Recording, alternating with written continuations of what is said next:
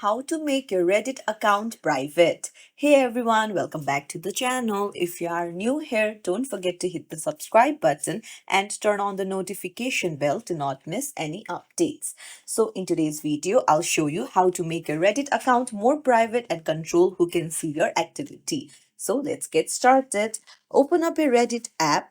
But let me tell you that Reddit doesn't have a single private account button like some social apps, but you can make your account much more private by changing a few settings.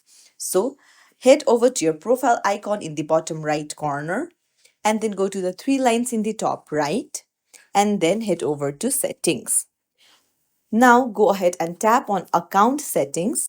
Now scroll down and you can see allow people to follow you. So if you don't want it and you want your account to be completely private with no followers, then you can just toggle it off and you can toggle off show your follower count. And then under privacy, just tap on curate your profile and then you can see content and activity. So tap on the show all and then just tap on hide all. Now it will hide all comments, posts and communities you're active on your profile. And then you can also toggle off the show all NSFW posts and comments. And there you go. Now your Reddit account is completely private. If you found this tutorial helpful, don't forget to like and subscribe to our channel for more tips and tricks. Thank you for watching.